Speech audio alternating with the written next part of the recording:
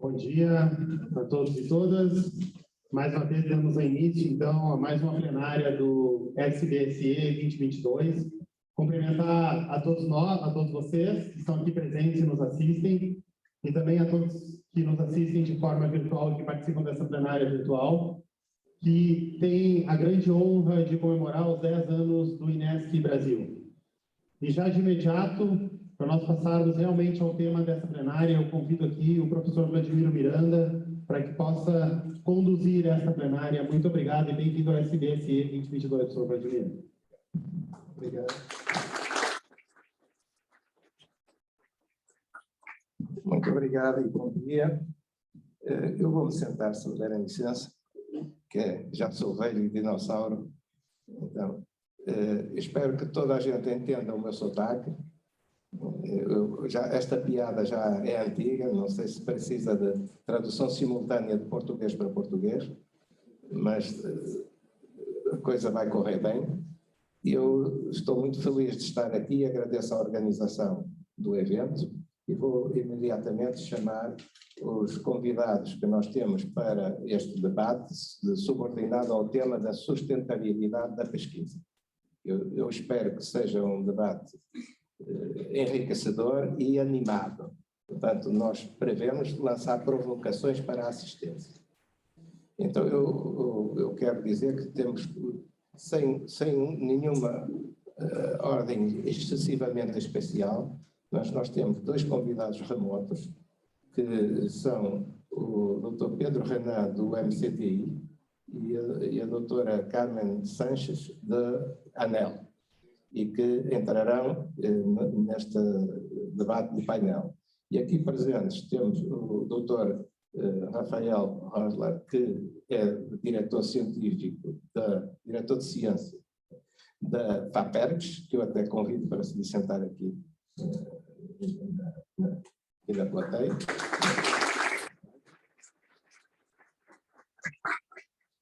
O Dr. Paulo Garcia, que é diretor da TBE, Transmissora Brasileira de Eletricidade. Por favor, Paulo. E o professor Daniel Bernardon, que, sendo da casa, tem também um papel especial de estar como diretor da Agitec, da Agência de Inovação dessa universidade.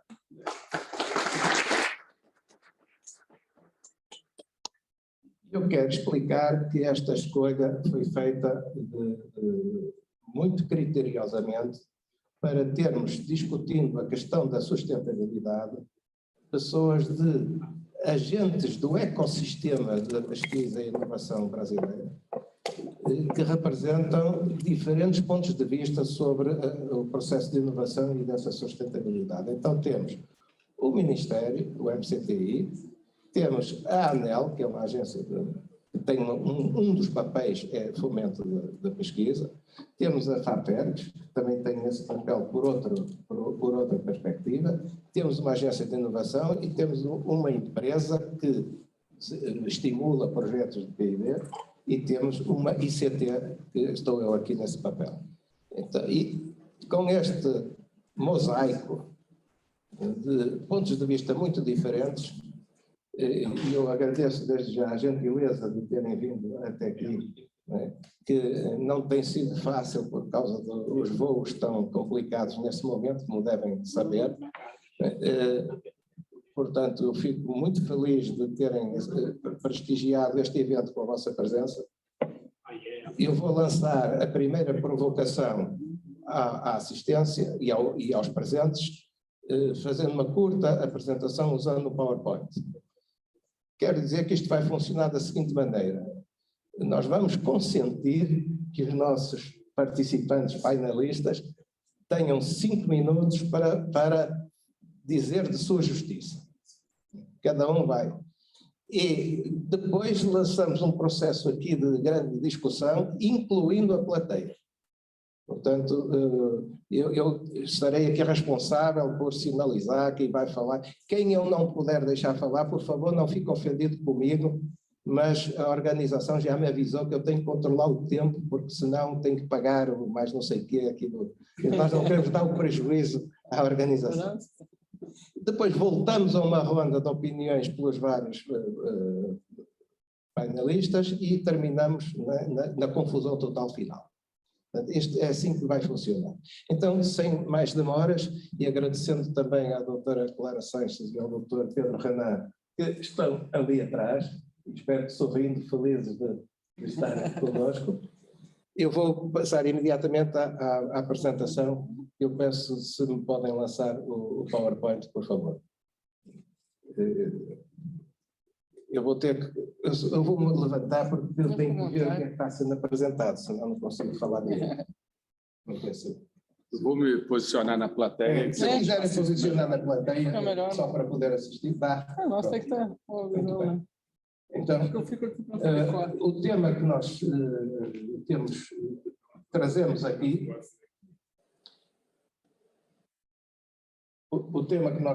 aqui, é o tema da sustentabilidade. E esse tema se coloca a partir do momento em que há uma mudança mundial na perspectiva do papel da universidade, estamos falando na área tecnológica, do papel da universidade dentro da sociedade e da sua missão.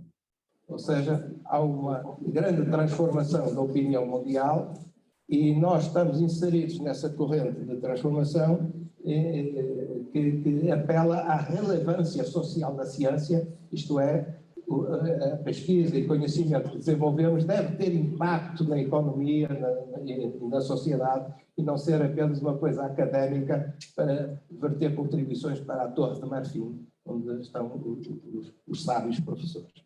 Então, vamos para a frente, por favor. Isto se enquadra na perspectiva de olhar para a universidade como sendo a composição de duas fábricas.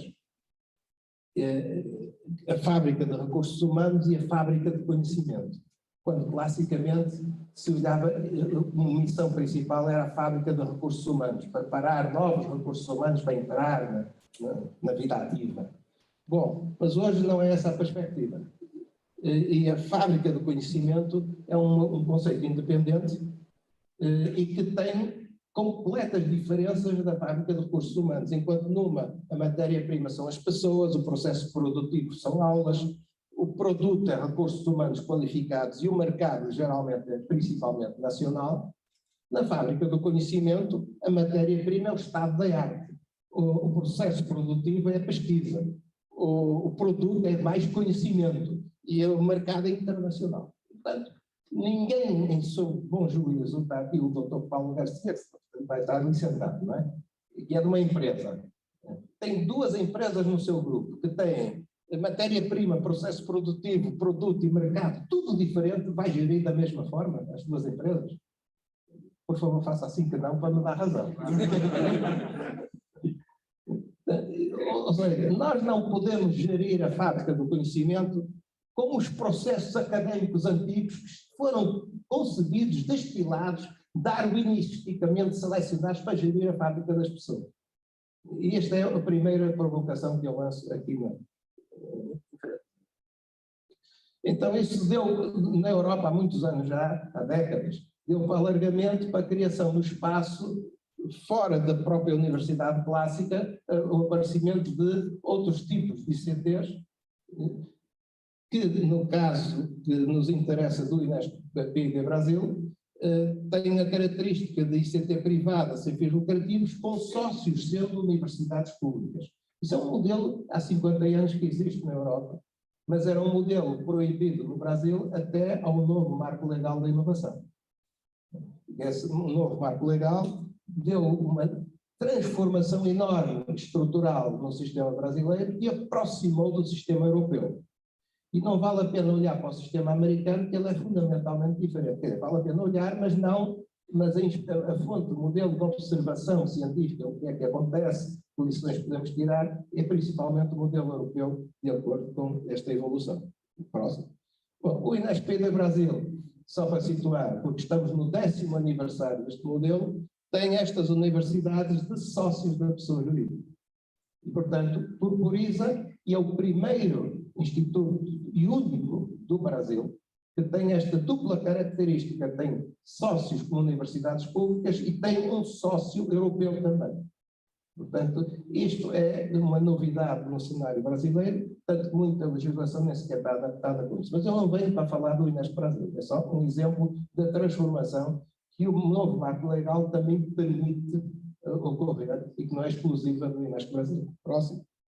A questão essencial é a sustentabilidade da pesquisa. E a conclusão europeia há muitos anos, mas aqui também, digo eu, é que valorização do conhecimento é essencial, porque pesquisa só vivendo de financiamentos a montante é insustentável. Eu vou já demonstrar porque é que é insustentável e a pessoa diz, bom, mas temos vivido, está bom, mas quem está pagando? E essa aqui é a questão que vamos avançar. Então eu queria apresentar para os painelistas e para o público, primeiro, a estrutura de custos das atividades de pesquisa. E quando temos essa atividade na fábrica do conhecimento, nós temos que atender que há custos diretos, custos indiretos, e depois há um investimento também, que ele depois é traduzido na forma de custos nas amortizações que são feitas desse investimento. Esta é a estrutura de custos. A atividade é sustentável se o financiamento, as receitas, ou como quiserem, suportarem a estrutura de custos. Ora, vamos para a frente. O que temos no Brasil, nomeadamente, e no resto do mundo, é 2 modelos de financiamento dos projetos de pesquisa e das atividades. E um modelo, eu chamo remuneração por atividade, que é o mais comum, em que todos os mecanismos de controle, vigilância, etc., olham para as variáveis de processo. Isto é para a atividade. Quantas horas de bolseiro, quantas viagens, bolsista. Um pequeno erro de português. Quantas horas, quantas viagens, são variáveis de processo. Outra forma é o contrato por entregáveis. Isto é, olhar para o resultado se é entregue de acordo com o contratado e no prazo feito.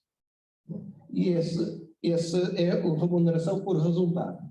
O que é comum, e vocês devem estar habituados, é a remuneração por atividade, em que se olha para a atividade, mas não se olha para o resultado, no financiamento da pesquisa. Ora bem, nós temos que absorver o conceito de formação de preço na atividade de pesquisa, porque preço e custo é coisa diferente. Quando valorizamos o conhecimento e passamos conhecimento para terceiros, nós temos que saber a que preço é que passamos o conhecimento. E a construção do preço tem que atender a estas parcelas, cobrir os custos diretos e indiretos, cobrir a propriedade intelectual transferida e cobrir a margem libertada. E eu já vou explicar o que é margem no seguinte. Muito pessoal desatento diz, a margem é lucro. Não, não é lucro nenhum. Margem é cobertura de risco, porque a atividade de pesquisa tem imensos riscos. Está aqui enumerados um conjunto de riscos, eu até coloquei a vermelho, incumprimento da parte contratante. É claro, no Brasil não acontece, mas noutros países, né, o pessoal promete financiar X e depois não dá para pagar. Né? Isso aqui, não sei, no Brasil não acontece. Não é? Mas tem imensos riscos, esforço de prospecção sem êxito, e alguém teve que pagar esse esforço. Esforços de candidatura sem êxito, mas envolveu trabalho e esforço. Há uma quantidade de riscos que têm que ser cobertos, são custos da instituição que faz pesquisa. Universidade, ICT, o que quiser, são custos. A margem é importante para compensar os projetos que dão prejuízo daqueles que conseguem uma margem positiva, e estatisticamente dá a sustentabilidade. Não é lucro. Portanto, a margem libertada tem uma parcela de cobertura de risco, a outra parcela, quando é positiva, é para autoinvestimento na pesquisa, não é distribuir lucros aos sócios. Próximo. Então, nós temos, o representante da MCTI está assistindo a isto, portanto é bom dirigir esta atenção para ele. Nós temos os projetos com financiamento do CNPq, por exemplo. O que é que eles financiam? Apenas as receitas diretas. Mas o custo de desenvolver a inovação tem estas parcelas Então, quem paga estas coisas, nomeadamente os custos indiretos? É o tio rico. O tio rico é o Ministério da Educação. Vamos ver se a minha provocação passa. Se desenvolve um conhecimento que é transferido de alguma forma, que para ser desenvolvido custou aquela parcela toda, custos diretos e indiretos, mas o CNPq só financia as receitas diretas, quem está pagando a pesquisa é o orçamento da educação da universidade. Portanto, a primeira constatação é que isto está a fazer uma transferência líquida de dinheiro da educação para a pesquisa.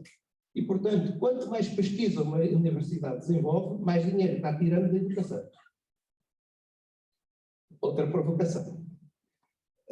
A seguir temos a ANEL, que a doutora Carmen Sanches vai dar com atenção a isto, que é o projetos com financiamento de empresas, financiamento, mas verificado por atividade, em que já há uma parcelinha de receitas estruturais prevista, mas é insuficiente, toda a gente sabe que não paga os custos diretos.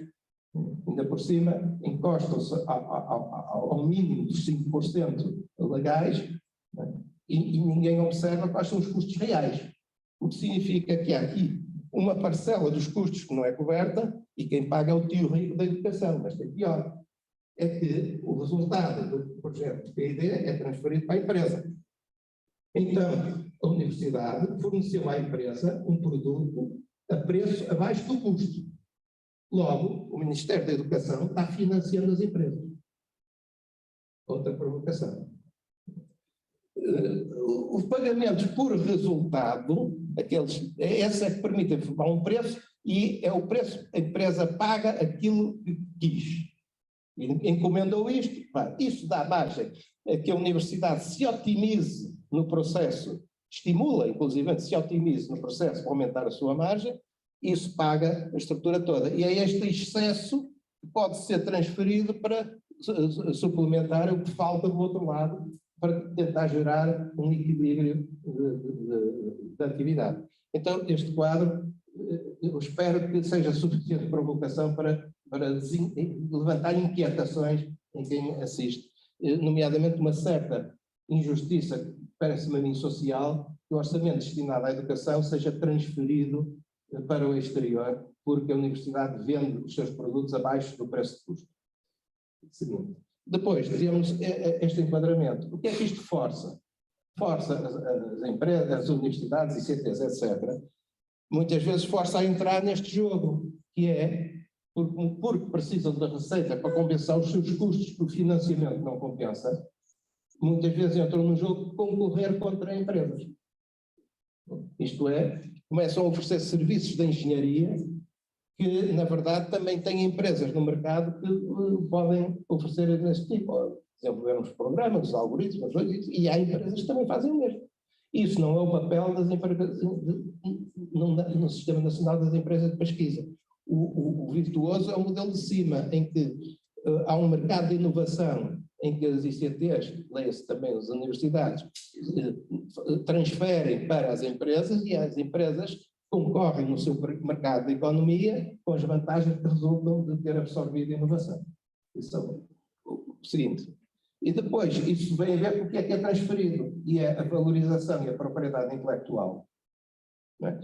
Vou já direto a esta frase aqui de baixo: patentes é miragem delirante.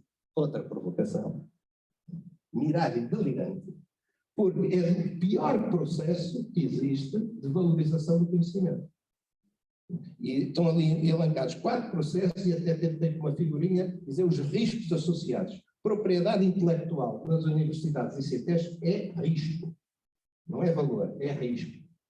Porque se está na nossa mão, não vale nada. Só vale quando a gente vende. Bom, se passamos a propriedade intelectual no momento de fechar o projeto, o dinheiro já fica do lado de cá, o produto fica do lado de lá e não tem risco nenhum. É o melhor negócio de valorização de propriedade intelectual. Não tem patente. A patente, a empresa, se quiser, registra a patente. Depende da sua estratégia. Tem patente. Licenciamento tem um bocadinho mais de risco. A gente não recebe dinheiro E aquilo pode não dar nada se a empresa, com o licenciamento, não fizer nada com aquilo. Já tem mais risco. Colocação em empresas startup na forma de capital tem mais risco, mas também pode ter boa remuneração. E patentes é uma desgraça.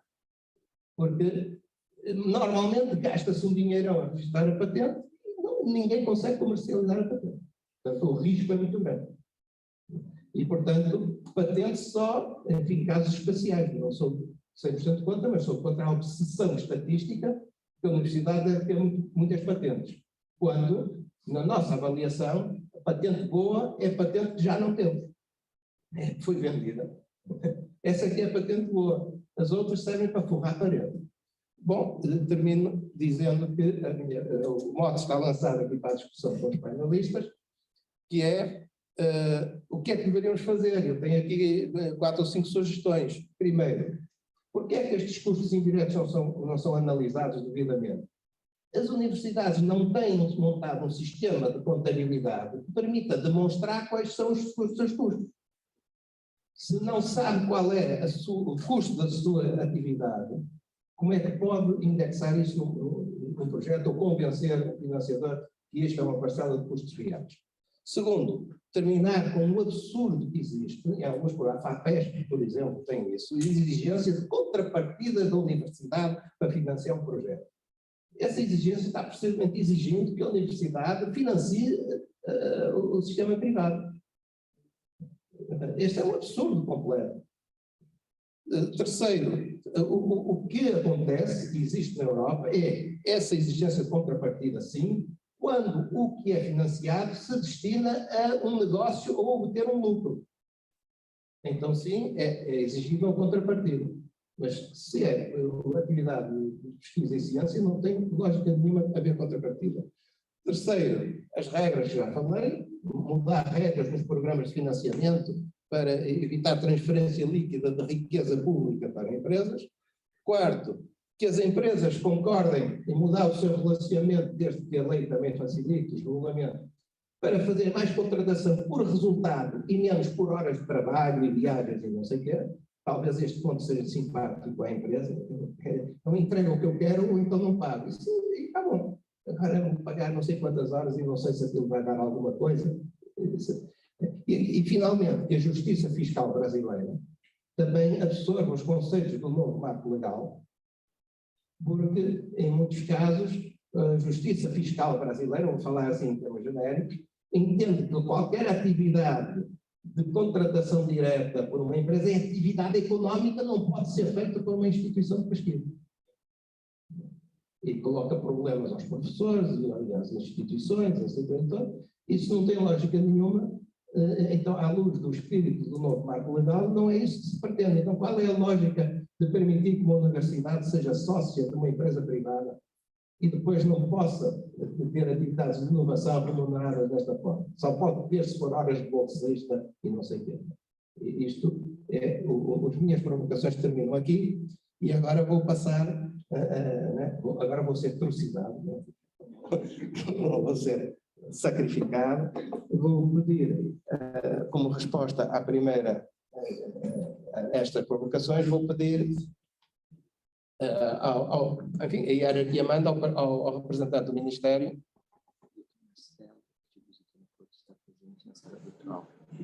Secretário de Infraestrutura. Estou recebendo a informação que o Dr. Marcelo, secretário do MCTI de Infraestrutura de Ciência, está presente na sala virtual também. Eu quero saudar, que ele tem sido muito simpático comigo, visitou-me em Portugal, inclusive há pouco tempo, e eu estou muito feliz de também ter na sala. Eu, neste momento, até já nem sei quem vai falar em nome do MCTI. Se for o Dr. Marcelo, fico muito feliz e passaria imediatamente a palavra com uma saudação muito especial. Bom, bom dia. Me ouvem? Perfeitamente. Bom dia.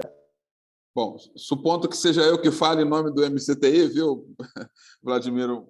Obrigado. Dizer aqui da minha satisfação de poder estar aqui participando desse evento aí a convite do INESC e representando aqui o nosso ministro da Ciência e Tecnologia, o ministro Paulo Alvim. Bom, Nós tínhamos aqui até uma apresentação, que eu não sei como é que poderia ser feito, mas se não tiver, não tem problema, porque muito do que nós estamos trabalhando aqui no Ministério, e tivemos a oportunidade de conversar com o INESC e com outras instituições, passa justamente por essa proposta de nós ajustarmos o modelo de financiamento da ciência, tecnologia e inovação no Brasil, né? Nós temos trabalhado fortemente para que a gente possa acrescentar ao recurso público que é colocado para a ciência, tecnologia e inovação outras fontes de recursos, né? Então, nós viemos trabalhando primeiro com a criação de um framework em que nós vinculamos recursos de diversas outras fontes, estendendo os benefícios que vinham da própria do Marco Legal da Inovação. Eu tenho aqui uma opção Share Screen, eu vou tentar ver aqui se eu não faço uma bobagem muito grande e tentar colocar aqui uma apresentação aqui. Deixa eu ver se vai acontecer isso. Vamos ver. Acho que agora todos veem, né? Sim. Agora vamos tentar aqui mudar o modelo. Acho que não vai ser possível, porque ele estava num outro modelo, mas, enfim, eu não vou nem arriscar mexer em outros botões aqui, colocar no módulo apresentação, mas, basicamente, eu queria passar, primeiro, um convite a todos que estiverem nos acompanhando, que possam depois gravar com os seus celulares esse QR Code que está colocado aí nesse slide, selecionando esse QR Code, todos os senhores e senhoras vão poder acessar uma página na internet, que é a página do Invest MCTI. Essa plataforma, nós estamos trabalhando justamente no objetivo de criar um grande hub de matchmaking em que nós tenhamos projetos de ciência e tecnologia atraindo recursos de outras fontes. Então, vou passar bem rapidamente aqui o que nós estamos tratando. Note que nós estamos falando... Eu não vou pregar para convertidos, né? Essas coisas que... Nós baseamos o nosso conceito na ideia da tripla hélice, juntando governo, academia e indústria, lembrando que nós falamos para o Ministério da Ciência, Tecnologia e Inovação.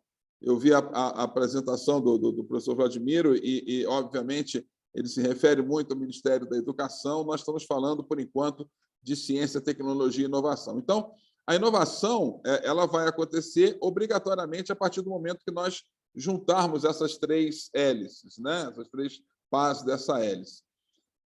Nós criamos, então, um modelo que passa pelo conceito da maturidade da hélice tríplice ou da tríplice hélice, juntando esses atores de inovação. Isso aqui tem muito com um gráfico que o Vladimiro apresentou aí, né? Então, a gente vai buscar fazer uma aproximação, uma interação, uma relação, criar a maturidade, desenvolver um ambiente em que nós possamos, ao final, criar novos modelos de desenvolvimento de projetos de ciência e tecnologia. E aí eu vou passar bem rapidamente um grande desafio que nós temos. O Brasil vem oscilando aí no mundo entre o 12º e o 13º país na produção de artigos científicos ou de conhecimento tecnológico. Porém, quando a gente vai falar em inovação, a gente é o 57. Nós somos o 57. Então, voltando aqui para dentro do Ministério da Ciência e Tecnologia, né, até tentando respeitar o tempo aqui que me foi dado, nós olhamos para as nossas unidades de pesquisa, e aqui nós temos 22 unidades de pesquisa, que no final do dia trata em torno de 100 laboratórios. Unificamos essas unidades de pesquisas numa rede de pesquisa integrada com base em escritório de projetos, de olho nesse gráfico aqui. Esse slide aqui fala de onde pode vir os recursos para o fomento da ciência, tecnologia e inovação no Brasil. Tradicionalmente, se fala desses dois amarelinhos aqui, recurso do orçamento público e o recurso do FNDCT. Mas nós podemos integrar todas essas outras fontes, e é isso que nós estamos fazendo hoje, já aproveitando, viu, professor Vladimiro, fazendo coro com o que o senhor fala, o senhor sabe disso, Nós não estamos preocupados com patentes, nós estamos preocupados com propriedade intelectual, transferência tecnológica, talvez por meio do recebimento de royalties, para os laboratórios que fazem pesquisa receberem os recursos decorrentes do esforço dos laboratórios, das equipes e dos pesquisadores e receber esses recursos para utilizar em novas pesquisas, fazer a roda rodar, né? Então, nós estamos trabalhando com todas essas fontes vamos chamar de cofinanciamento, que passa pelo mercado privado, aí, o seed money, investimento anjo, private, venture, corporate, também integrando outras fontes que vêm de fontes de apoio, como bônus tecnológico, poder de compra do Estado, encomenda tecnológica, apoios diretos, aí, como debêntures incentivadas. Aprovamos a estrutura de debêntures incentivadas para empresas voltadas para a ciência e tecnologia, integramos os recursos da Lei de Inovação, Lei do Bem, Rota 2030, os investimentos obrigatórios de óleo e gás, ou seja, integrando tudo isso num grande framework. E aqui é o ponto de ligação. Nós tomamos como base o TRL, lá, o Technological Readiness Level, em que nós integramos os TRLs da pesquisa básica, 1, 2, 3, que basicamente estão ligados com uma ideia de concepção, e esses têm um alto risco tecnológico, estão nos laboratórios e são prioritariamente assumidos por recursos públicos. À medida que o TRL avança, ou seja, que a gente já tem o resultado das pesquisas e a gente entra no chamado Vale da Morte, vamos sim integrar outras fontes de financiamento. E aí, vou roubar a sua expressão, viu, professor? Não é o recurso público que tem que assumir o risco tecnológico do Vale da Morte, porque senão a gente chega numa sociedade em que a gente tem todo o risco tecnológico assumido pelo pagador de imposto. O dinheiro que pode ir para outras pesquisas ou que pode ir para outras fontes pode vir assumir o risco tecnológico desse vale da inovação. E aí, nesses TRLs, mais ou menos de 4 a 7, a gente vincula outras fontes, venture, company, seed, angel e subvenção e outras coisas, e nos TRLs mais avançados, recursos de private equity, financiamento comercial, financiamento da FINEP, financiamento do BNDES. Com tudo isso, a gente caminha para associar o TRL com o estágio em que o projeto esteja sendo desenvolvido, qual é o momento em que a gente está falando ali, se é uma atividade que está na pesquisa científica, pesquisa básica, TRL básico, sendo desenvolvido em fundações, laboratórios e universidades, concorre para recursos públicos.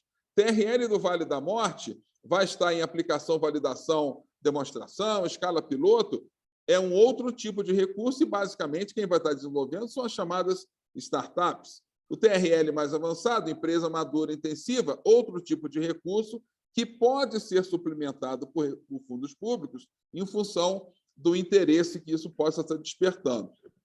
E isso que nós fizemos, então, para o Ministério, foi criar em cada unidade de pesquisa um escritório de projetos, um PMO, que passa a estruturar projetos com base no PMI e PMBOK, não mais apenas um projeto que tenha como proposta o projeto acadêmico ou o projeto científico. Então, cada um desses laboratórios, cada uma dessas unidades, começa a estruturar projetos de uma outra maneira. E a secretaria que eu estou à frente, a CEFIP, nós temos um departamento de projetos que apoia essa criação, trabalha para que a estruturação seja feita pensando no ciclo inteiro de maturidade. Criamos uma rede de PMOs, integramos todos esses PMOs numa única rede, e, com isso, a gente trabalha criando a plataforma Investe MCTI, baseada em 2 asas. De um lado, todos os escritórios de projetos, colocando o projeto nesse hub, que hoje tem em torno de 320 projetos.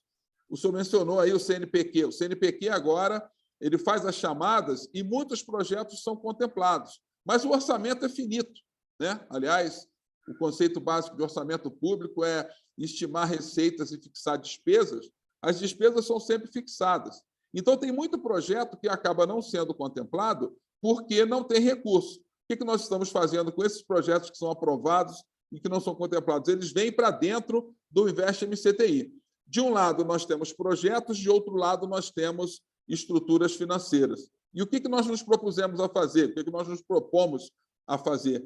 Criar modelos de negócio para que os riscos sejam compartilhados, os projetos sejam cofinanciados e os resultados sejam divididos entre as empresas que cofinanciam e as entidades públicas que estão desenvolvendo. Não é porque o projeto foi feito na universidade pública, no laboratório público, que ele tem que ser transferido para a empresa privada. Ele pode ter a sua propriedade intelectual compartilhada em modelos de negócio.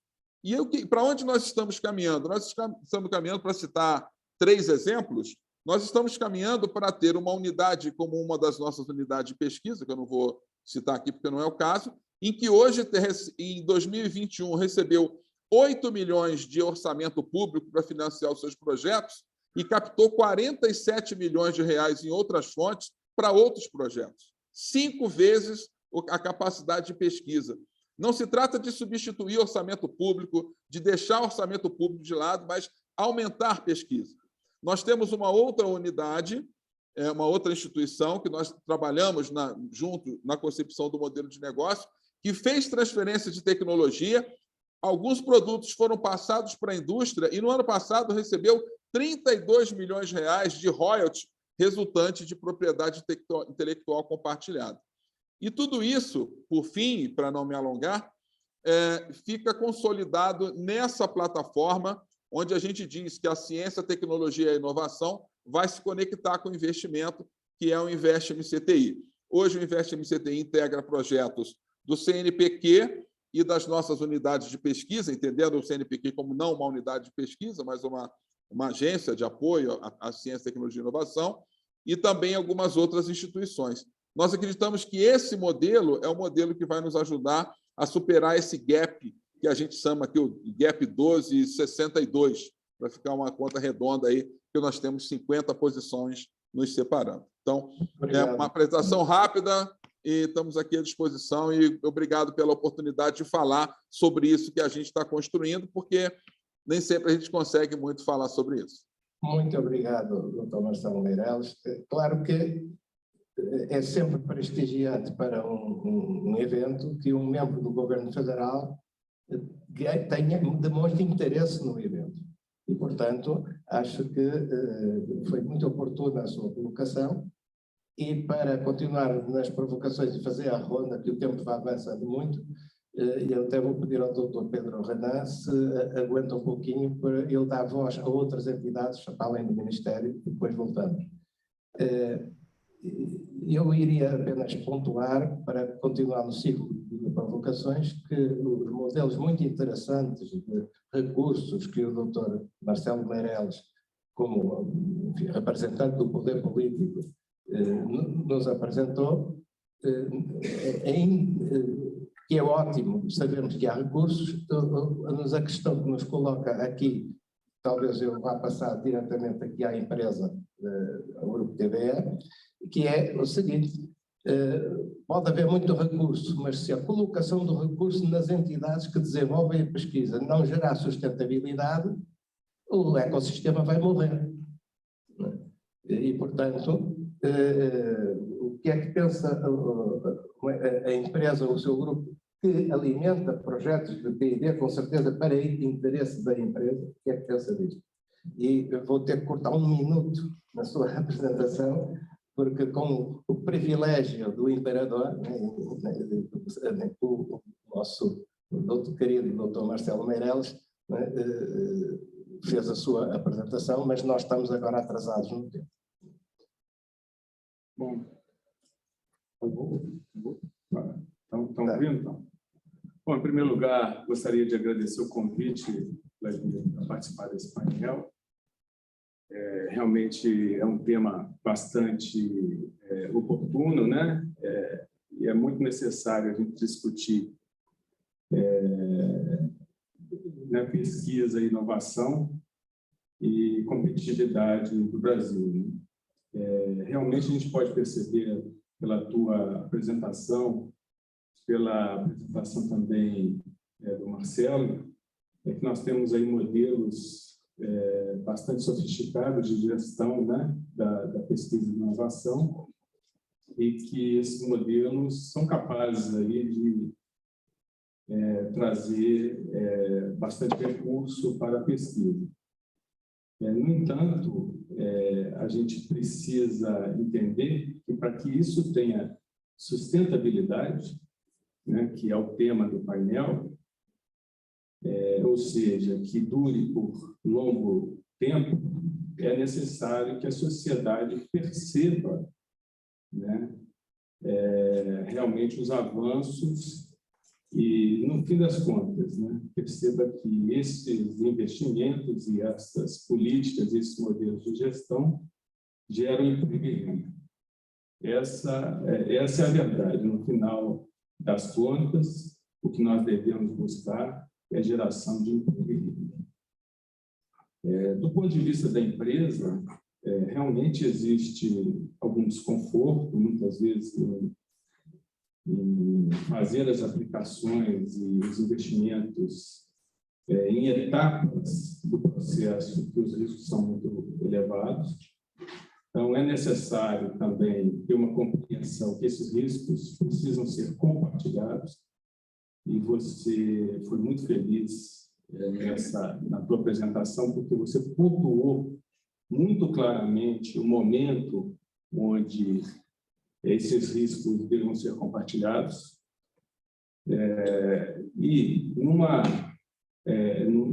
etapa, né, mais próxima do mercado, né, onde a gente já tenha as tecnologias devidamente consolidadas, né, claro que somente existe um risco de mercado, sem risco tecnológico, isso é importante, as empresas vão investir sem dúvida nenhuma. A gente tem percebido, inclusive na estruturação da gestão de inovação das empresas, essa flutuação, né? No setor elétrico, mais propriamente que eu atuo, todas as empresas estão estruturando esse negócio através de inovação aberta, Open Innovation.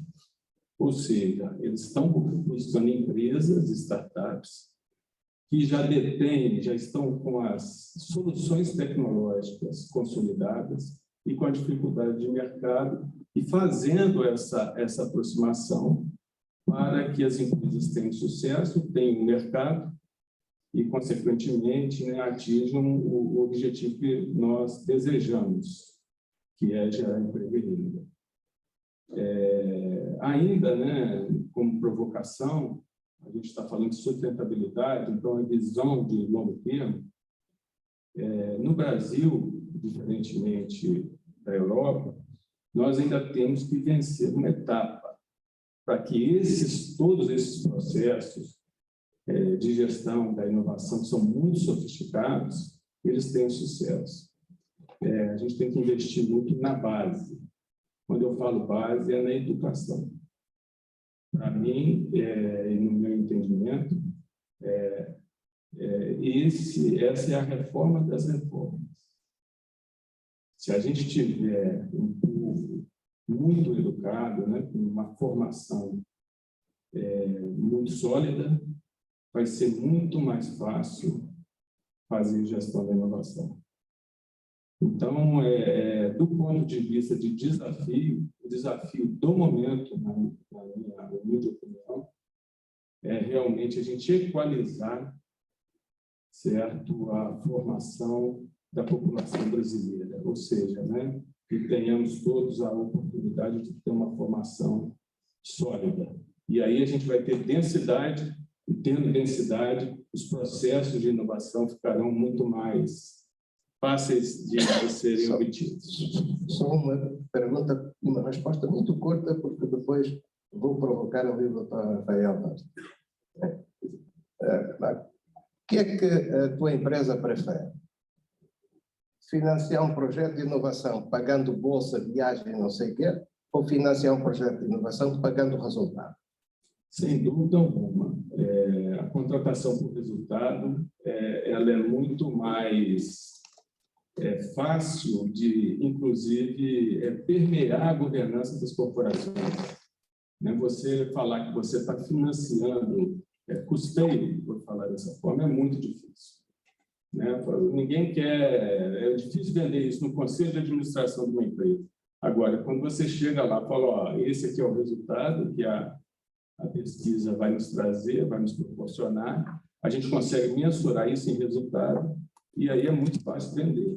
Então, a empresa prefere investir em resultado. Ora, eu adorei essa resposta, porque permite passar logo a pergunta para a FAPERGS, o nosso diretor de ciência da FAPERGS, que é assim, estaria a FAPERGS, à imagem de outras fundações de apoio, disponível para financiar projetos com base em resultado, em vez de ser a bolsa ou a viagem, não sei o que mais? Se não, usa esse.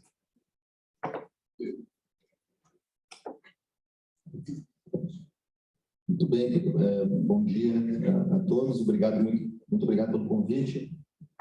Sou Vladimir, Daniel, partiu o convite, é um parceiro nosso lá na FAPERGS. É muito bom estar aqui, em primeiro lugar, porque eu sou santamariense, eu gosto de ter a oportunidade de voltar. E falar desse tema é um prazer, e a gente, apesar de nós que estamos envolvidos no ecossistema falarmos bastante desse tema, a gente ainda fala pouco, né? Porque esse debate, ele devia ser o debate, a agenda central do país, é como colocar a ciência e a tecnologia no centro de um projeto de desenvolvimento do país e como tornar isso sustentável e viável. Eu não vou fazer fala institucional, e se eu responder a pergunta do professor Vladimir, vai ser no fim. Eu acho que a gente tem que voltar um pouco para a base. Por que a sociedade paga por ciência? Eu sou cientista porque desde criança eu sabia que eu precisava ser cientista para ser feliz. Mas a sociedade, eu não posso exigir que o público me financie para ser feliz. Eu tenho que legitimar o que eu exijo do público em termos de apoio que me dá, mostrando que o que eu faço como cientista ou como gestor de ciência, enfim, retorna para a sociedade de alguma forma, né? Inclusive do ponto de vista econômico, do ponto de vista de sustentabilidade econômica. Eu não sou da área de vocês, eu sou biólogo, biologia molecular e voltado um pouco para a área de fármacos. Engenheiro elétrico, em geral, é um ser mais pragmático que biólogo, então lida melhor com essas coisas de aplicação de ciência, mas os biólogos estamos melhorando também. Mas os exemplos que eu tenho e conheço de casos são mais da minha área. O projeto Genoma Humano, que não é um projeto de pesquisa aplicada, o projeto Genoma Humano é um projeto descritivo, é olhar o que tinha, é mapear as coisas, né? Ele foi vendido como um projeto muito mais aplicado do que ele era, de que cada gene identificado ia ajudar a desvendar uma doença e aquilo ia levar imediatamente um medicamento para o gene, e isso todo mundo sabia que não ia ser verdade. Mas o projeto Genoma Humano, que consumiu até o anúncio dos resultados principais ali no início dos anos 2000, consumiu cerca de 5 bilhões de dólares de dinheiro federal norte-americano, é um projeto de pesquisa biológica básica, basicamente. Se vocês entrarem no Google e pedirem resultado econômico do projeto Genoma Humano, vocês vão achar um PDF, um estudo econômico, que mostra que em 10 anos, o investimento federal no projeto Genoma Humano resultou em 141 dólares na economia para cada dólar federal investido. Isso é uma enormidade. 300 mil empregos na economia privada, por causa daquele dinheiro federal investido. Não existe exportação de produto primário. Eu já disse isso para membros da nossa comunidade política. Vocês me mostrem exportação de aço, de soja, de minério de ferro, de carne de frango que traga 140 dólares em 10 anos para um país por dólar federal investido. Não existe. Vocês têm que investir em ciência para que isso aconteça, em ciência de ponta. A instituição que fez que liderou o projeto Genoma Humano é o National Institute of Health americano, o NIH, Institutos Nacionais de Saúde. Para o pessoal que não é da nossa área entender o que é o NIH, eu sempre comparo dizendo que o que a NASA é para exploração espacial e para cosmologia, o NIH é para medicina. Só que o NIH é mais importante para medicina do que a NASA é para exploração espacial e para economia. Nós temos estudos também que mostram que 75% dos medicamentos que existem em uso na medicina humana e 100% dos medicamentos desenvolvidos e aprovados nos últimos 10 anos ou 15 anos precisaram de financiamento do NIH para serem desenvolvidos. É um órgão público federal que, além de ser um instituto de pesquisa que realiza pesquisa em si mesmo, ele financia quase toda a pesquisa médica e biomédica dos Estados Unidos. Então, dinheiro federal que é de uma instituição de pesquisa federal, e a gente consegue enxergar o resultado, né? É uma entidade pública que gerou quase tudo, em algum momento, em alguma etapa do processo, quase tudo que a gente tem de inovação em tratamentos médicos em uso na medicina humana. Não dá para nem, né, dimensionar a importância de uma instituição de um investimento assim. Eu tenho medo. Em primeiro lugar, no Brasil, a gente não tem esses estudos, né? Os colegas do Ministério estão aqui, a gente tem muito pouca informação.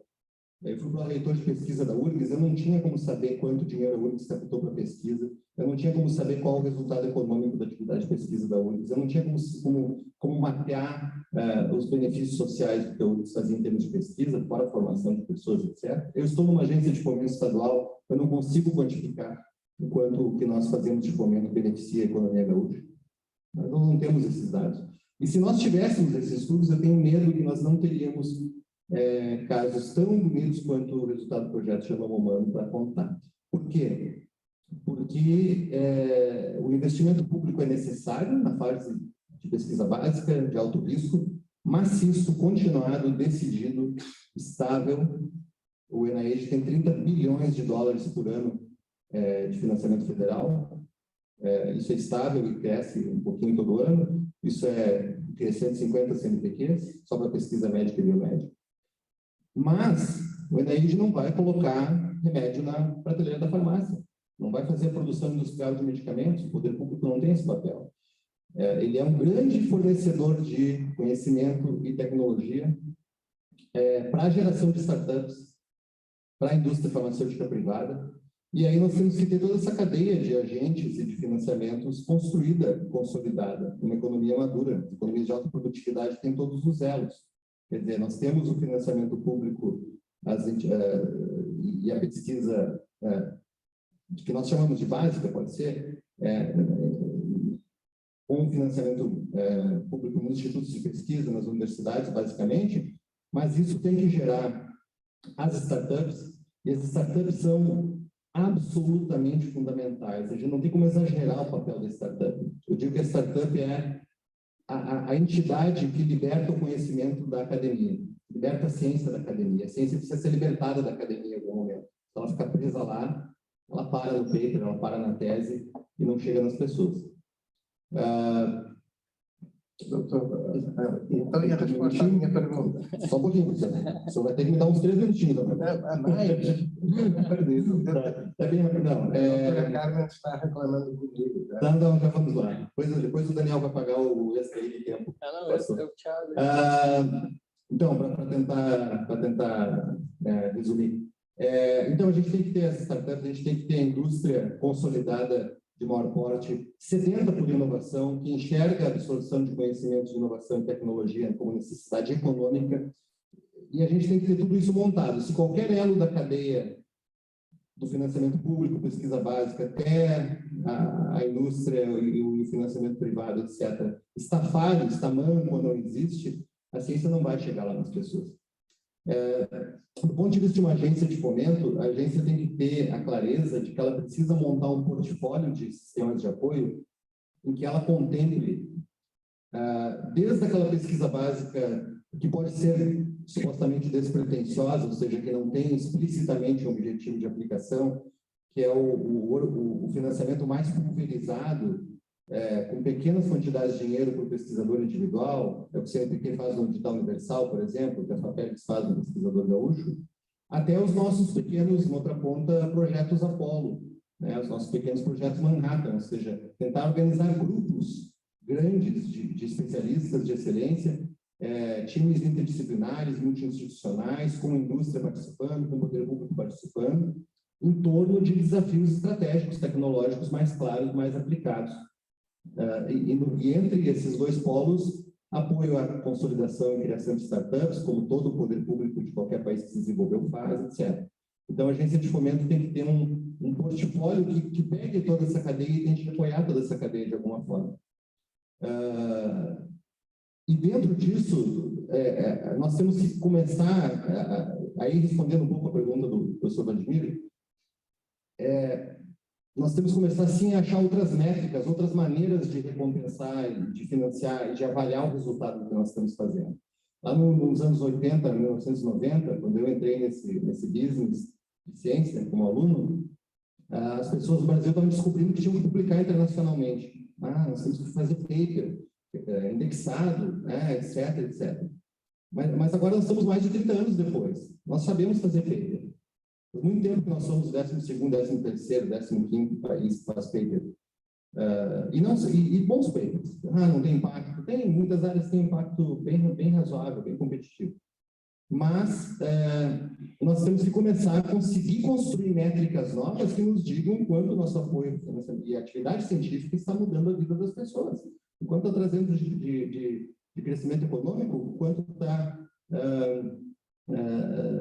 trazendo de melhoria na gestão da política pública, o quanto está contribuindo com serviços sociais, o quanto a nossa ciência está chegando realmente nas pessoas e não está morrendo no paper e na tese. E para isso não basta a pesquisa ficar presa na academia e ficar presa somente no financiamento público, que é fundamental. Então, sim, professor, acho que é interessante pegar resultados. E o último comentário, eu gostei muito dos slides do tio Rico, do professor Vladimir. Acho que é uma discussão que a gente não faz. Eu só vou deixar uma frase. A maneira como está construído o financiamento da universidade brasileira, tanto pública quanto comunitária, em relação à maneira como está constituído o financiamento da ciência e o uso da verba científica, são uma receita para eterna crise, para viver eternamente em crise, eternamente com insuficiência, eternamente reclamando que nós não temos apoio suficiente, e nós teríamos que reconstruir essa engenharia, né, da maneira como todo esse sistema é financiado. Mas isso a gente pode seguir na discussão mais adiante. Muito obrigado. Vamos tentando acelerar. Eu não sei se são todos testemunhas, que eu verifiquei aqui uma coincidência entre a FAPERGS e a TBE. Sim, muitas. Não combinamos. E não combinaram. Não. Isso é muito importante, porque ambos concordam em fazer uma coisa diferente do que existe agora. Portanto, de repente, qualquer coisa está aqui acontecendo.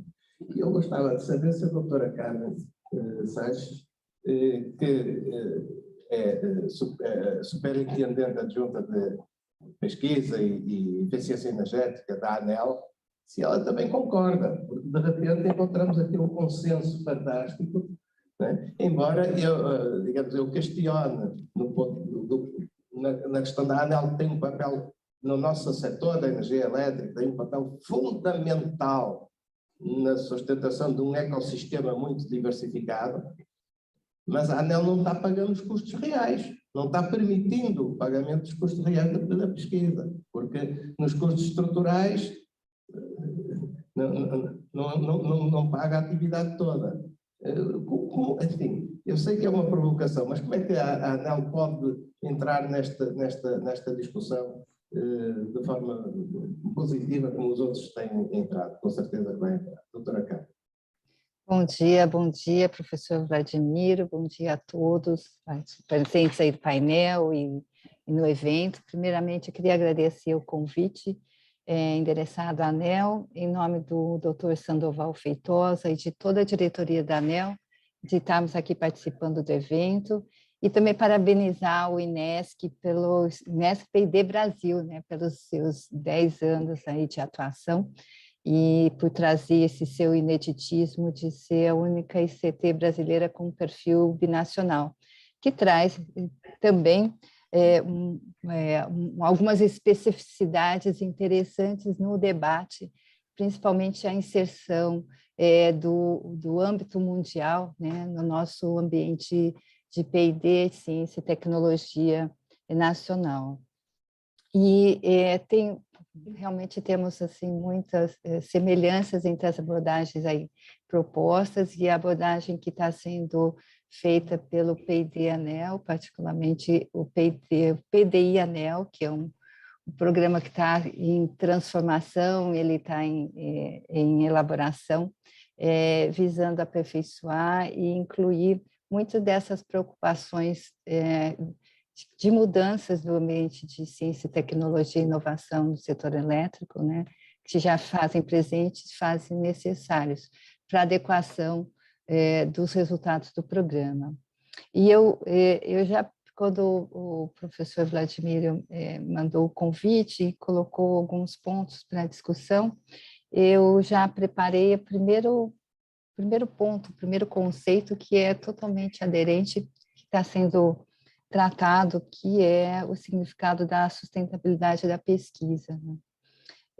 Eu fui buscar uma reflexão sobre esse significado, um conceito, vamos dizer, de que o que seria, então, a sustentabilidade da pesquisa. Ela seria, então, um projeto, uma ação, né, que traz como característica que uma utilização contínua, né, dos resultados que pode ser assegurado, atestada depois da finalização do projeto ou da ação, né? Então, uma proposta de utilização dos resultados, que hoje tem sido também um motor para o aperfeiçoamento do programa de P&D, está bastante incluído aqui nesse debate de hoje. Não buscar apenas aproveitar o conhecimento e disseminar os resultados para os grupos interessados, mas também agregar valor e buscar realmente a mudança e inovação, impactar positivamente a sociedade. No caso particularmente do programa de P&D ANEEL, ele tem tido uma trajetória de excelência no âmbito da ciência e tecnologia, refletindo os números aqui do Ministério da Ciência e Tecnologia, com produção científica, crescente produção de patente, formação de pessoas, mas um desempenho está sendo ainda bastante comedido no que se refere ao incentivo à inovação. E quando a gente fala de inovação, a gente fala principalmente a obtenção de resultados de aplicação prática, que beneficia as empresas, né, e no caso do setor elétrico e o programa de PDI, também os consumidores e a sociedade, que são em última instância, os financiadores do programa. Então, o primeiro aspecto dessa definição da sustentabilidade, né, é a necessidade da efetiva utilização dos resultados como motor aí do impulsionador do conhecimento e da constatação de modelar um futuro mais sustentável, né? E aí a provocação, talvez, também, é que seja também pensada a pesquisa desde o início, já se incorporando esses resultados sustentáveis. Então, os processos eles devem estar, em via de regra, já direcionados, né, buscando esse fim, incorporando, como o próprio professor Vladimiro tem mencionado, os riscos, a mudança e a inovação. Muitos desses aspectos a gente já está prevendo no programa de PDI, ANEEL. Eu queria que faça uma rápida apresentação aqui sobre o programa e o que ele está mudando, que ele já incorpora algumas dessas preocupações. Só um momentinho, por favor. Deixa eu ver aqui.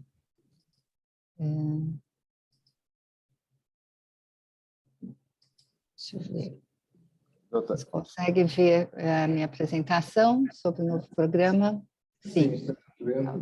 Muito, muito rapidamente sobre o programa e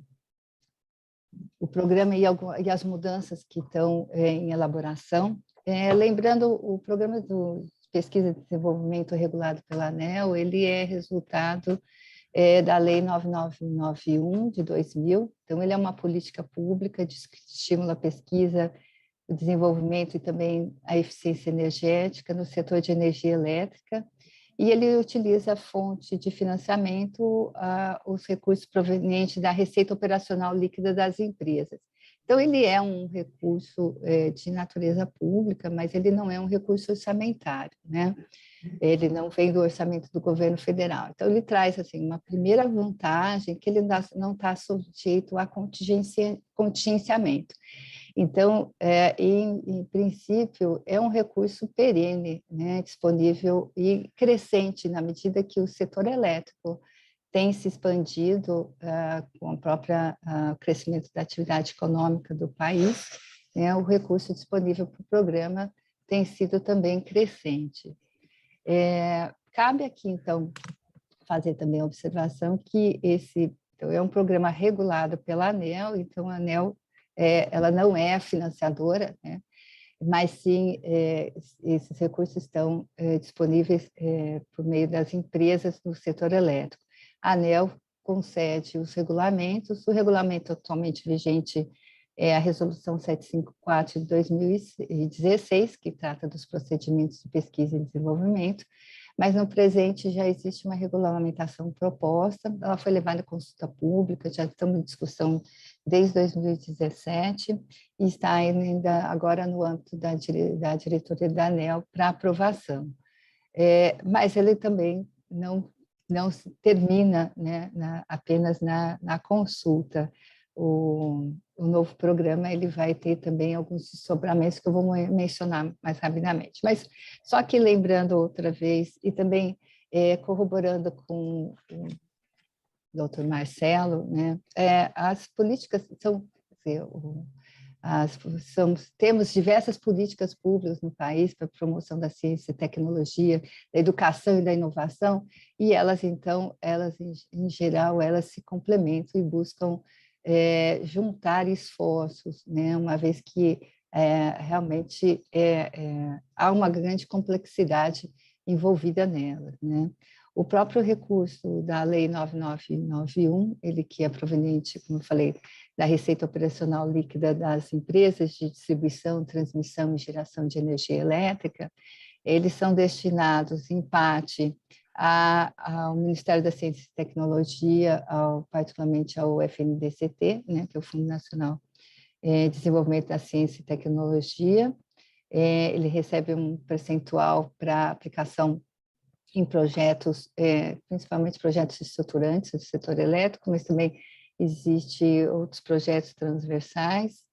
Uma parte vai para o Ministério de Minas e Energia, que transfere à empresa de pesquisa energética, que seria responsável para fazer, particularmente pelo planejamento do setor elétrico, né? Uma parte vai hoje também para o CEPEL, o PROCEL, que são entidades que eram do sistema Eletrobras, eles estão tendo um caminhamento próprio, e é uma parte, então, que fica com as empresas do setor elétrico, sendo parte do setor elétrico, então, regulado pelo programa de P&D, o novo programa de P&D e ANEEL, né? Quais são... Pois não. Essa sua descrição me leva a colocar uma perguntinha para poder passar ao orador seguinte. E a pergunta é essa. Já o doutor Marcelo Meirelles tinha falado que existem, na verdade, abundantes recursos e são colocados de várias formas. A questão é se o esquema de colocação desses recursos permite a sustentabilidade dos agentes do ecossistema. Porque dinheiro há, mas se o regulamento de financiamento dos projetos não gerar a sustentabilidade dos agentes do ecossistema, pode haver dinheiro, mas o solo não faz brotar plantas. O dinheiro só é fertilizador se gerar sustentabilidade nos agentes. Como eu tentei explicar, o ponto de vista provocatório é que mesmo o programa de P&D da ANEEL não remunera os agentes geradores de conhecimento de forma sustentável. E, portanto, até podem jogar mais milhões no programa. Se continuar a remunerar dessa forma, continua a não gerar sustentabilidade. É essa a provocação que eu gostava de submeter, pedindo uma resposta rápida para a gente poder passar para outro orador. Isto é, estaria a ANEEL disponível para estudar uma outra forma de gerar sustentabilidade nos agentes do ecossistema? Sim, tanto temos como estamos propondo, como foi proposto na série de consultas públicas e como está previsto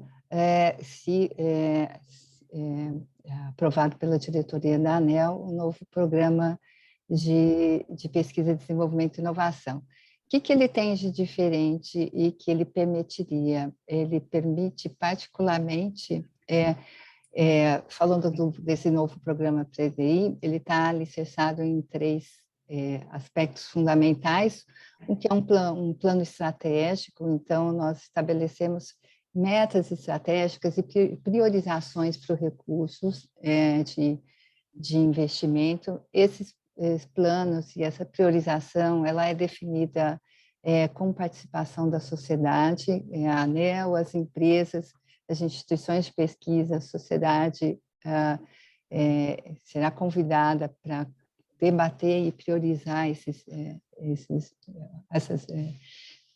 temas estratégicos, né, com base na sinalização de futuro.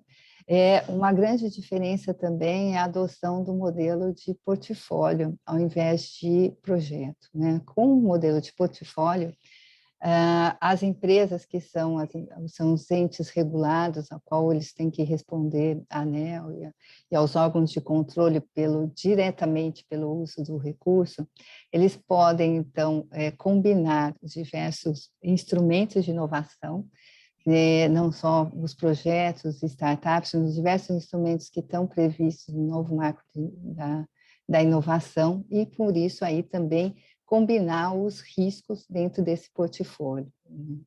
Com isso, com base desse portfólio e buscando atender o plano estratégico, as empresas passam também a ser medidas não pelo recurso gasto, mas sim pelos resultados que vamos buscar apresentar na forma de indicadores e índices. O grande desafio também é, como o próprio a FAPEC comentou, o grande desafio a partir da aprovação desse PDI é discutir também com a sociedade a identificação de novas métricas para medir esses resultados com base, então, nesses novos desafios. Então, a nossa proposta é mudar os processos, como o senhor mesmo mencionou, a gestão do conhecimento, não podemos mais ter uma forma de gestão semelhante ao que tem sido feita desde a década de 30 e 40 na ciência e tecnologia, por meio de projetos, mudando para uma gestão com base em portfólios, fazendo uma gestão tecnológica do risco, né? E aí podendo, então, com base em resultados, fazer a devida remuneração das ações e dos esforços. Muito obrigado, doutora Carmen, muito obrigado mesmo. E, muito rapidamente, que eu estou ansioso, embora veja pessoas já olhando para as horas, estou ansioso por abrir umas perguntas à plateia, mas primeiro ainda tenho que escutar o ponto de vista de uma agência de inovação do lado da universidade. Daniel, o teu poder de síntese é um apelo. Eu, se for preciso, eu coloco-me de joelhos. Apelo ao teu poder de síntese. Perfeito.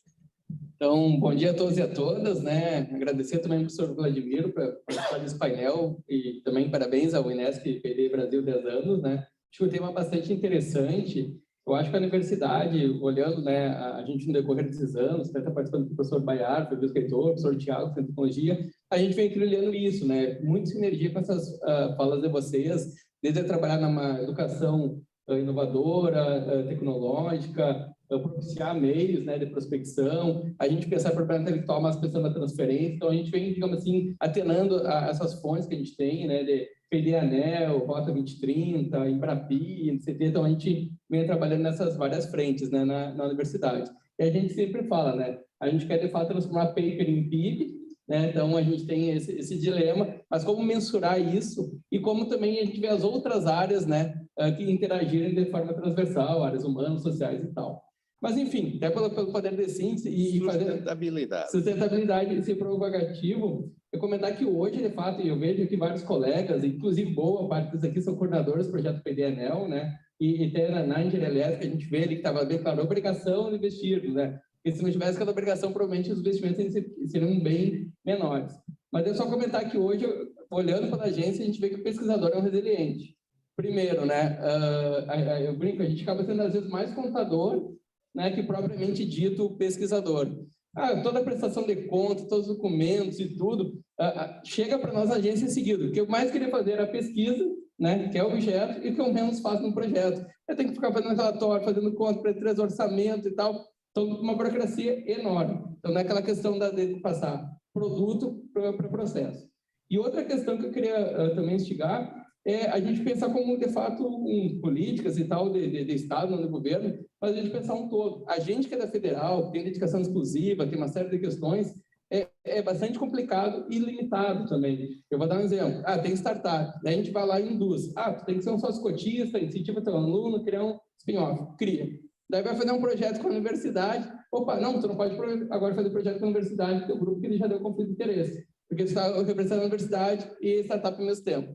Mas tu me induziu a criar, mas agora eu não posso, né, usar a expertise no meu laboratório para trabalhar. Então, essas diretrizes que tem. E questão do produto e serviço, mesma coisa. Vou fazer agora um produto. Não, mas você tem um produto, então tu já teve know-how, então não vai ter inovação. Então, você vai prestação de serviço. Eu vou te cobrar agora INSS, imposto de renda, isso, aquilo. Não, agora é pesquisa. Mas então uma pesquisa básica, então a gente valoriza, porque daí vai ter o paper, vai ter inovação, vai ter a tese. Então, são dilemas que tem que desafiar, mas às vezes, assim, eu só dou os parabéns a todos os pesquisadores, porque de fato são resilientes, assim, por toda a burocracia, todas as barreiras que tem, não desistem, né? A última, agora, depois da síntese. Muitos projetos, inclusive, até dos órgãos governamentais, que eu acho um absurdo, fazendo a provocação, cai na conta do CPF. Eu lá devo ter uns 5, 6 cartão pesquisador, eu vou lá para as contas e tudo. Então, ou seja, todo ainda aquele risco ainda associado num CPF, ainda nem consigo disseminar, distribuir com a equipe ou ainda com a instituição. Então, isso também eu acho complicado esse modelo. Né? E muitas vezes, claro, foi feito até para tentar desburocratizar, para sair um pouco da universidade, mas aí quem pagou o pato lá? O pesquisador. Não, agora tu abre o teu cartão, tu vai tal, e tu que der qualquer glosa é contigo. Então, são modelos que, de fato, hoje, na ponta da balança, para o pesquisador é muito pesado, sabe? E o que a gente mais gostaria só não deixa nos atrapalhar, deixa de pesquisar, mas, infelizmente, hoje, a gente tem que vencer várias barreiras para a gente chegar mesmo para a pesquisa. Obrigado. E, além do mais, observaram que ele substitui o poder de síntese por poder de aceleração do discurso.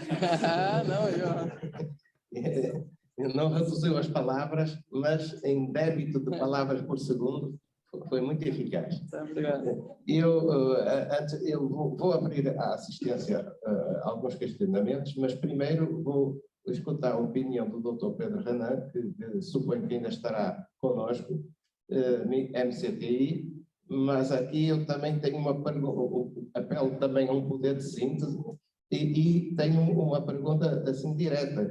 Na verdade, o CNPq depende do MCTI.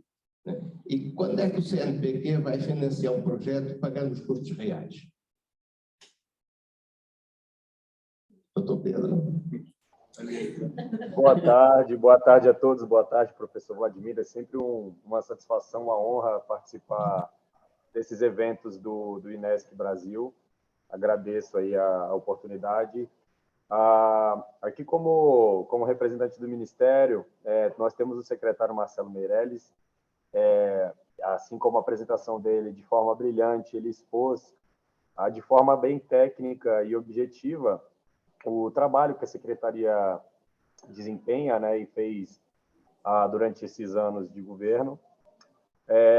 Vou passar para ele, tá? Para ele, caso ele tenha interesse em poder debater mais ou responder essa pergunta, tá? E agradeço novamente a oportunidade e obrigado, professor Vladimiro. Eu é que fico grato e principalmente grato ao Dr. Marcelo Meirelles. Vejam só a importância do tema, que temos um membro do governo, secretário de Ciência e Tecnologia, estado este tempo todo no debate, né? E, portanto, vamos ouvir, com certeza, com gosto, alguma opinião adicional que ele nos queira transportar. E eu estou olhando, né, virando as costas à Câmara para poder ver se eu... Está bem. Como vai. Bom, na verdade, esse tema, como é conhecimento de todos aqui que participam do Sistema de Ciência e Tecnologia, né? O CNPq é uma agência vinculada ao Ministério. Eu diria que hoje o CNPq depende mais do FNDCT do que efetivamente do recurso do MCTI, né? É uma outra discussão. Esse tema FNDCT não é tratado pela minha secretaria, é tratado por uma outra secretaria. E essa questão da montagem, né, até eu queria fazer coro com o que foi dito anteriormente aí com relação aos modelos, vamos chamar assim, de burocráticos. Eu não gosto de me chamar muito de burocrático, não, que cada vez que se critica a burocracia, o Weber tem uma síncope lá no seu caixão, né? Mas assim, não é tanto a burocracia, mas o excesso dela, né, que às vezes complica. Agora, com relação à questão dos custos, isso é um tema bastante controverso, né? E a gente sabe quais são as dificuldades até para pequenas modificações legais, né?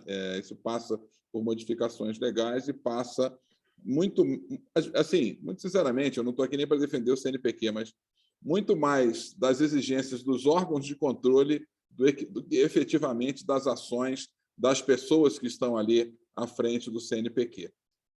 Isso aí a gente verifica quando vai tratar de obrigações legais com a ANEEL, com a ANP, com outras entidades, né? Tem sempre aquela questão de eu até acho que eu podia fazer isso, mas será que os órgãos de controle vão achar isso? Será que as verificações posteriores serão feitas nesse sentido? Então, passa muito por um processo de convencimento. E isso a gente está tentando fazer até com o TCU tem criado lá um grupo para tratar de inovação, porque a gente tem falado que não se faz inovação no Brasil tendo que cumprir cada item do artigo 23 da Lei 8666. A gente não vai avançar nesse sentido. Então, assim, é um trabalho que precisa ser insistentemente continuado para que a gente possa ir convencendo essas partes de todas essas questões. É um ponto que é visitado, viu, professor? Mas não é só esse, não. Tem outros. Nós estamos desenvolvendo aqui, por exemplo, nós temos várias leis, eu não vou levantar essa lebre, mas Lei do Bem, o Rota 2030. Nós começamos com uma proposta e, no meio do caminho, teve que ser mudado por conta de entendimentos que aconteceram. Então, é um processo de convencimento tremendo. Quem está envolvido com fundação de amparo sabe disso. Semana passada, tive aí uma conversa muito longa com o professor Odir, lá do CONFAP, para tratar de um determinado entendimento. Não é tão simples, sabe, professor?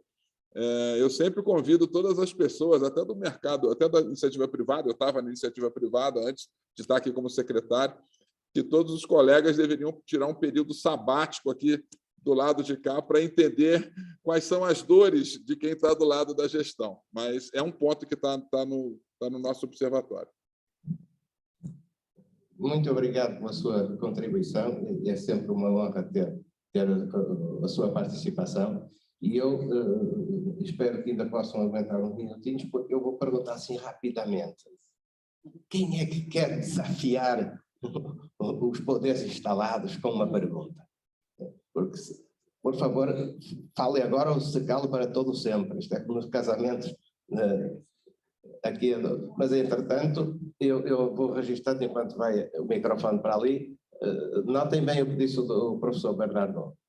Ele reclamou que o sistema está pagando trabalho de secretária com salário de professor titular. Isto é uma ineficiência no sistema de inovação enorme. Toda essa burocracia que obriga o professor a fazer, a ir ao banco, a ir à agência de viagens, é pagar trabalho de secretária com salário de professor titular. Isso deveria ser refletido para a eficiência do sistema, do ecossistema de inovação. Eu digo, professor, que a gente treina com muito investimento uma pessoa por 15 anos para virar um bom cientista e depois transforma ele em um contador incompetente.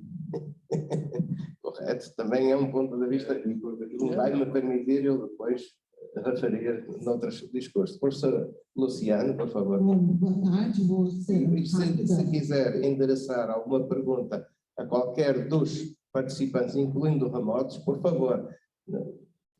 Boa tarde, sou a professora Luciane Canha, da Universidade Federal de Santa Maria. eu trabalho com os projetos de pesquisa e desenvolvimento da ANEEL, desde que a lei, né, de P&D foi regulamentada. Já coordenei vários projetos, ainda coordeno projetos, inclusive estratégicos da ANEEL, como os demais colegas aqui. E eu acho que é um aprendizado nesses 22 anos aí que a gente tem o P&D da ANEEL. Todos aprendemos a fazer pesquisa aqui no Brasil, né? Nesse processo, aceleramos o nosso aprendizado.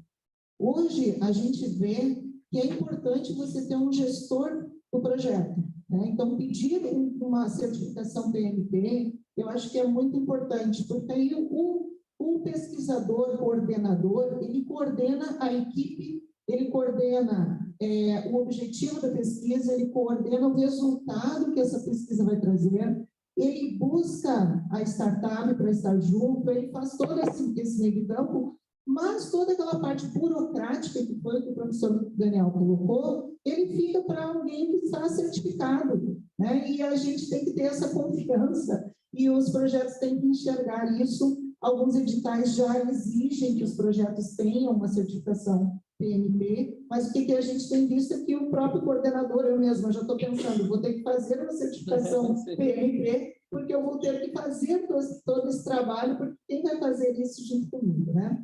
Bom, a gente tem visto uma mudança significativa na ANEEL, uma mudança significativa das distribuidoras, buscando os projetos mais aplicados, com mais startups, né?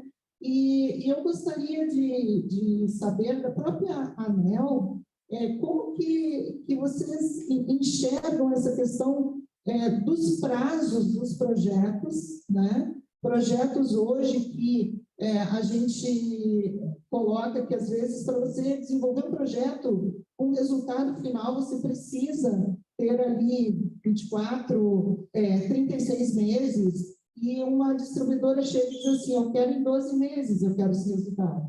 Eu quero esse resultado em 18 meses no máximo, caso contrário, a gente não vai fazer, né? Ou então eu quero que a startup faça tal coisa e a universidade não precisa porque a startup já está fazendo. Só que daí a startup vem e busca a universidade para que a gente esteja junto e a gente não consegue, muitas vezes, realimentar esse processo. Então, como que a ANEEL está vendo essa questão dos prazos, né? Inclusive, projetos grandes já nos propuseram assim, não, o projeto, então, nem que vocês particionem, façam 3 projetos de 1 ano e meio, né? Então, a gente começa a ter que maquiar, ter que criar mecanismos para que a gente avance, né? Como que a ANEEL vê essa questão dos prazos hoje e essa relação aí da startup com as universidades, com a distribuidora, para que a gente consiga manter o nosso espaço já com essa expertise de 20 anos que muito bem. Estamos. A doutora Carmen Sanches vai preparar uma resposta, mas eu vou perguntar, mais alguém quer fazer uma pergunta à ANEEL? Agora é que eu falo poder de síntese da pergunta também. Por favor, não fazer uma declaração e depois a pergunta não fica. Fazer já a pergunta. Vai ser mais rápido que a sua explanação, professor Vagimiro, prometo. Professor Vagimiro, rapidinho. Corroborando com o professor Luciano, a ANEEL, nesse ponto, ela tem incentivado muito o amadurecimento da pesquisa no Brasil. Eu vejo que esse dinheiro no poder das concessionárias só compra um pouco esses fundos gerais. Esse recurso em poder das concessionárias permite, e as concessionárias amadureceram, para que a gente possa fazer projetos focados com esse recurso. Me preocupa a ida para fundos. Fundos no Brasil, para mim, a catástrofe da catástrofe, porque o fundo é aquele que é gerenciado por vários e não é gerenciado por ninguém e não olha o todo. Como a ANEEL tem pensado nisso e como esses fundos não vão se perder ao longo dos recursos sem uma estratégia de financiamento de P&D que traga o produto final. Muito obrigado. Mais alguma pergunta para a ANEEL? Doutora Carmen, por favor, o microfone é seu. Não teve jeito, né, professor Vladimiro? Sou eu mesma. Primeiro, então, endereçar, agradecer pelo interesse, sabendo, assim, mais uma vez, pelos próprios quantidade, os questionamentos também refletem a importância do programa de P&D regulado pela ANEEL, né, e quanto esse programa tem feito diferença no ambiente, no ecossistema de pesquisa, desenvolvimento e inovação do setor elétrico do país, né? Primeira questão da professora Luciana Canha sobre a questão dos prazos. Também estamos sempre o programa está sempre em aperfeiçoamento.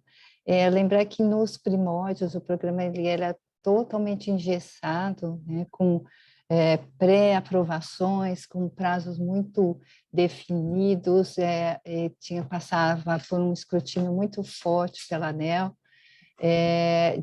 de aprovação, de cada ano aprovação de custo, e praticamente muito pouca flexibilidade era permitido, e aí também muito pouco risco e muito pouca criatividade. Ao longo do tempo, foi-se, então, modificando, e a posição da ANEEL, da regulação como um todo, né, e aí estendendo também para o P&D Inovação, tem sido mais a questão do compartilhamento da responsabilidade, né, a busca pelos resultados efetivos, que favorecendo a sociedade, mas também compartilhando as responsabilidades. Então, hoje, a ANEEL, ela apenas ela estabelece o limite máximo de prazo de realização dos projetos, que está mais relacionado a uma questão de natureza fiscal, uma vez que o recurso é de natureza pública, ele precisa, ele tem alguns aspectos aí burocráticos e que são necessários para transparência, né, de permanência de documentos, de notas fiscais e de verificação. Então, a ANEEL, ela apenas regula o limite máximo, que hoje é de 5 anos, para as notas fiscais e para a prestação de contas e aí, efetivamente, realização de um projeto, né? Cabendo, então, à empresa, com as partes interessadas, com seus executores, estabelecer qual que é o melhor arranjo, né, de entrega dos resultados. Acredito que com a adoção do TRL vai ficar muito mais fácil fazer essa gestão, né, não só medindo então, os resultados, identificando as etapas na forma de produtos, né, no nível de prontidão tecnológica, né, quanto a efetiva entrega dos resultados. Então, a posição da ANEEL ainda continua sendo de deixar a gestão dos resultados e a gestão contratual muito mais a cargo da empresa e dos seus executores, cabendo a nós dar realmente as diretrizes maiores, legais, né, e alguns contornos que se fazem necessários. Eu acredito que isso continua sendo novamente um processo de aperfeiçoamento e amadurecimento. E acreditamos que na próxima etapa de vigência do PDI, com uso também dos indicadores, os indicadores vão ser periodicamente apresentados, e não só ao final dos projetos, mas à medida que os resultados já sejam apresentados, eles já vão ser monitorados, se torna muito mais fácil essa gestão, tá? Então, só passando para a segunda questão, da questão dos recursos estratégicos, também, né, nós estamos modificando a forma de monitoramento dos recursos, então, diminuindo a ênfase no gasto, mas muito mais a ênfase nos resultados e com a incorporação de novos sistemas, que isso também é um elemento muito importante a nós, no setor público, temos uma carência de sistemas eficientes, né, para a incorporação das bases de dados. Estamos, então, já temos essa preocupação no nosso radar e estamos fazendo esforços através desses sistemas e de novos sistemas de monitoramento. Isto significa, na verdade, que espero que alguma sensibilização tenha ocorrido por causa das perguntas. Talvez a gente não queira aqui respostas completas e imediatas, mas que os assuntos sejam discutidos de forma a sensibilizar. Acho que esse é um dos pontos importantes deste evento e deste painel. Há mais alguma pergunta aqui da assistência para os nossos painelistas? Porque o doutor Rafael quer considerações finais, principalmente, assim, qual o papel que uma Fundação de Amparo pode ter nesta equação da sustentabilidade com problemas que não foram levantados, um excesso de burocracia que está embutido nos regulamentos das chamadas até excluírem o pagamento de custos indiretos do financiamento, etc. Qual é a evolução que vamos esperar? Eu vou comentar algumas coisas que foram levantadas. O Daniel falou bem, né? Essa coisa do nosso sistema pendurar a gestão do projeto no CPF do pesquisador é uma bizarrice, uma anomalia, uma coisa completamente bizarra. E como a gente diz, a gente tem a falta do órgão gestor do projeto, a gente não teve aquele research office das universidades. Eu já fui para a reitora, eu sei que é inviável fazer uma grande universidade. Como eu disse, treinar 20 anos uma pessoa para ser um pesquisador, depois transformar num mau contador. A pessoa passa a se preocupar com fazer 3 orçamentos e guardar nota fiscal numa caixa de sapato por 3 anos, para depois, no final dos 3 anos, prestar conta, e ficar tentando descobrir o que é custo de capital e custo de custeio, enfim. A gente está tentando trabalhar para autorizar os pesquisadores a gerirem os projetos através das fundações de apoio. Tem fundações de apoio que fazem um excelente trabalho quanto a isso, em várias modalidades de projetos. Tem casos que a gente já consegue fazer alguma coisa. Na primeira edição do NCT, por exemplo, foi permitido, e a maior parte dos casos foi de muito sucesso.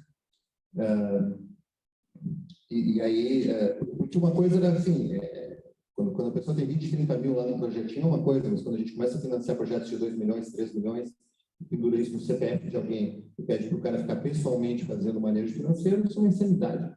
Isso é um absurdo. Como foi falado pelo colega do Ministério, não é que a gente não tenha vontade, isso parece desculpa, e é irritante ouvir isso, mas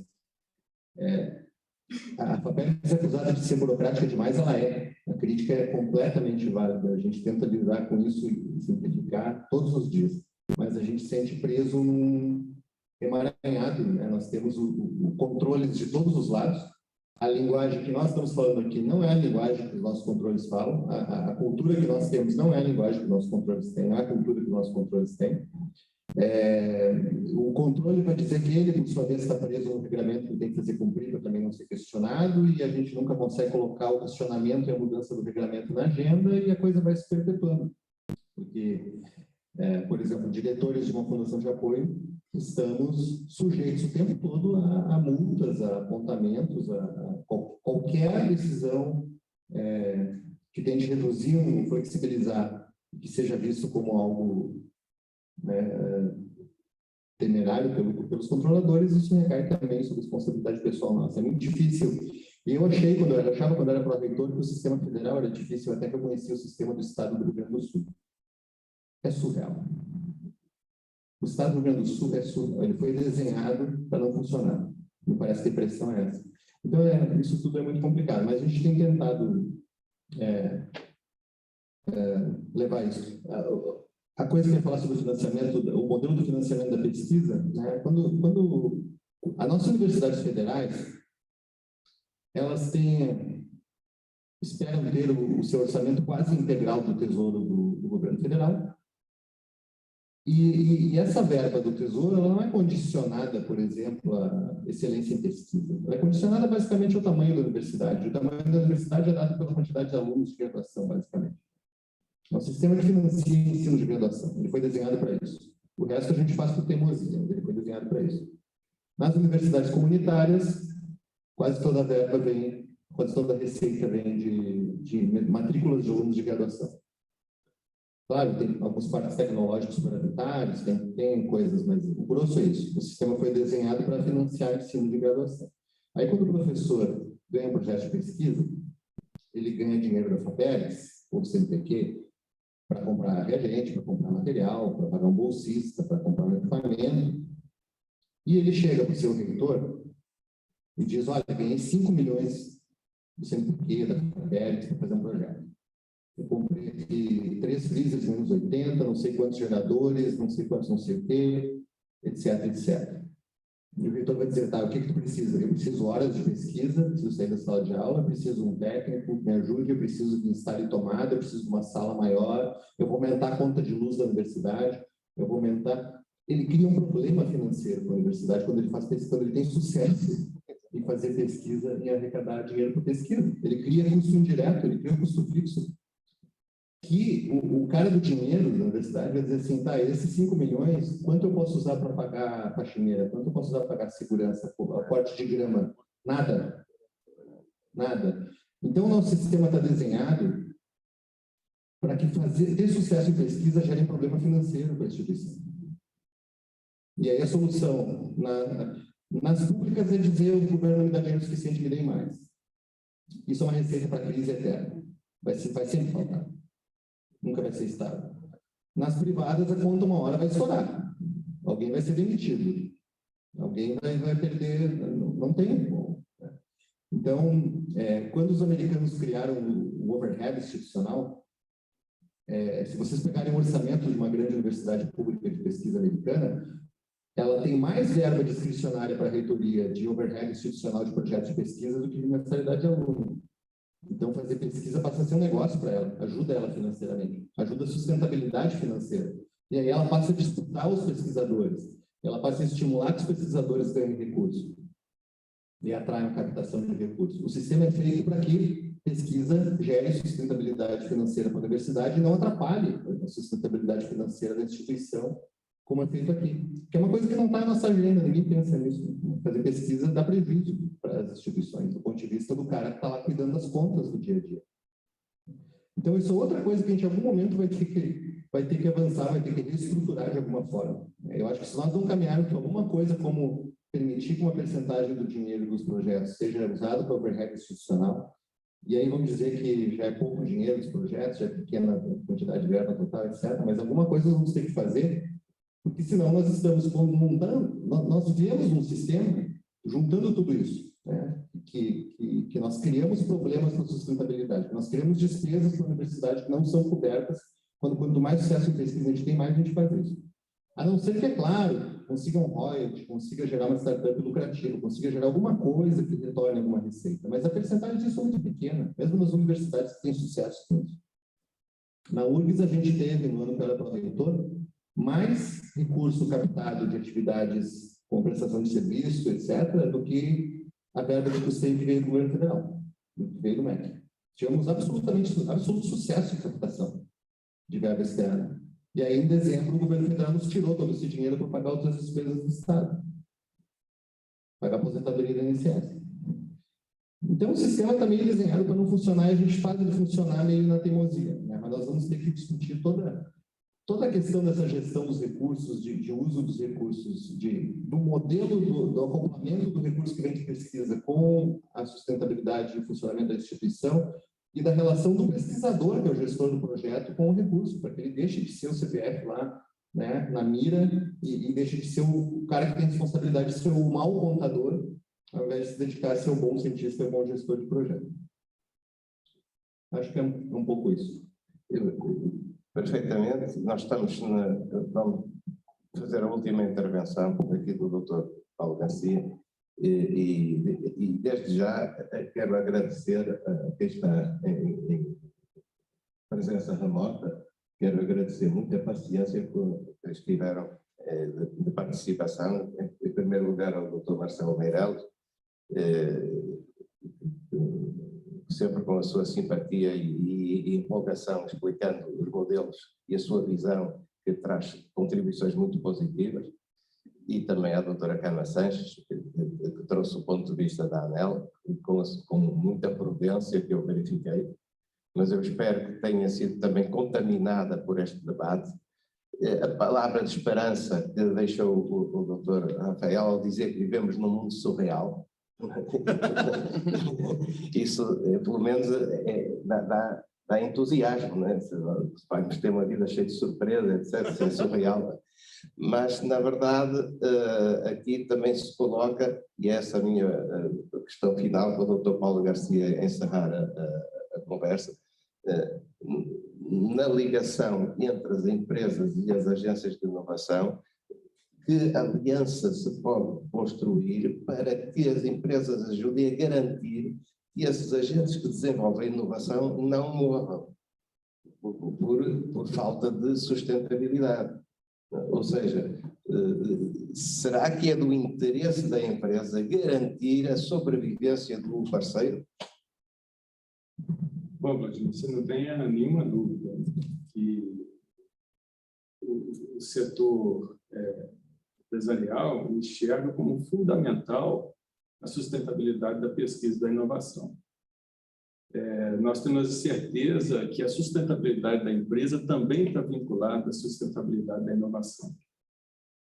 Tanto assim é que grandes empresas, de uma forma geral, têm estruturado um setor de inovação bastante complexo e bastante atuante, né? Eu tenho visto dessa forma.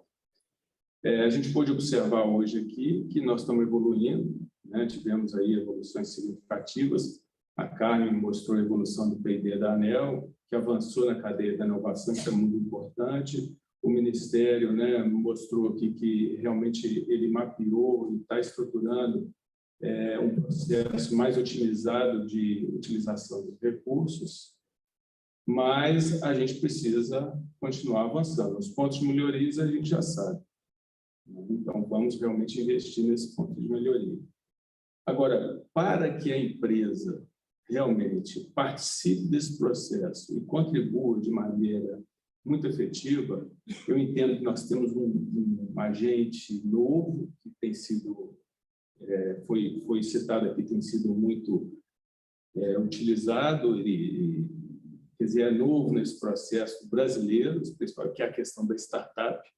Eu acho que a startup pode ser o elo entre a iniciativa privada e as agências. Eu vejo isso de forma muito clara. E eu vou me alinhar com você mais uma vez. Vamos fazer gestão por resultado. Vamos contratar resultado. Eu sei que resultado eu preciso na minha empresa para inovar e para melhorar, seja um processo, seja um produto. Então, vamos contratar o resultado, certo? E não contratar, vamos dizer, o processo. Isso é muito importante para que a gente possa evoluir nesse sentido. Eu vou provocar aqui os engenheiros eletricistas, né? Nós vamos fazer uma retroalimentação por saída, certo? Ou seja, a gente sabe o que a gente quer, onde a gente quer chegar, e vamos pegar essa saída, ver onde que a gente tem que melhorar e realimentar o processo, certo? Se a gente fizer retroalimentação só dos estados, que é o que a gente discute muito aqui, certo? Muitas vezes a gente não vai estar enxergando a saída que a gente deseja. É só uma brincadeira aqui, uma provocação. Esse ponto de vista acho que é muito positivo, e nós anotamos que a disposição da empresa é ajudar na sustentabilidade do sistema, porque a empresa ganha que o sistema funcione. Isso também vimos que uma fundação, não sei se todas pensam de modo igual, estranho seria se todas pensassem igual, mas pelo menos uma fundação está sensível a esta problemática e sensível a estudar outra forma de remuneração. E eu vou terminar dizendo só o seguinte sobre a remuneração por resultado, que talvez vocês aí na assistência e quem está remotamente entendam. É o sistema de financiamento que estimula ganhos de eficiência no ecossistema de inovação. E que é uma coisa muito importante, ainda há pouco falamos da eficiência. Por quê? Porque quando a contratação é por resultado, depende da eficiência com que a pesquisa é feita, o grupo tirar mais margem ou menos margem libertada para investir na pesquisa. Quando o financiamento é por atividade, todo o que é gasto é ganho, quer dizer, o financiamento é todo gasto e não fica nada. por atividade eu vou dar não sei quantos meses de bolsa. Muito bem, gastou a bolsa, gastou o dinheiro, não ficou nada para... Então, qual é o interesse do grupo de pesquisa de se otimizar na sua eficiência? Não tem nenhum. Mas se for contratação por resultado, se eu otimizar os meus processos de forma a te entregar o mesmo resultado gastando menos recursos, eu tenho uma vantagem para mim também, como organização de pesquisa. Portanto, o sistema de financiar por contratação por resultado estimula a eficiência do ecossistema de inovação.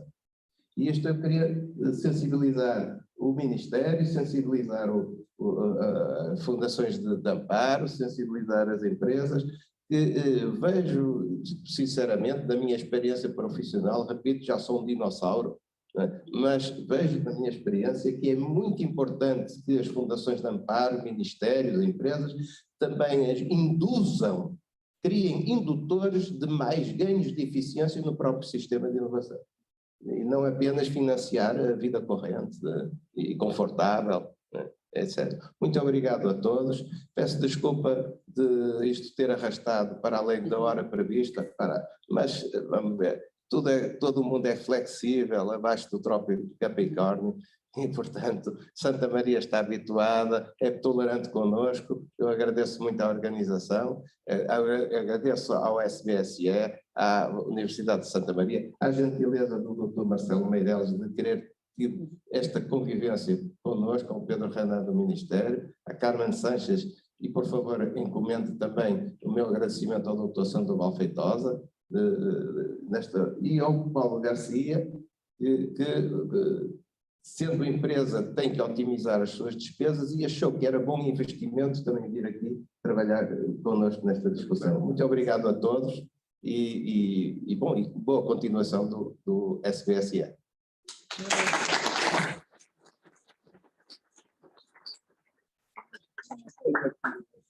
Lembrar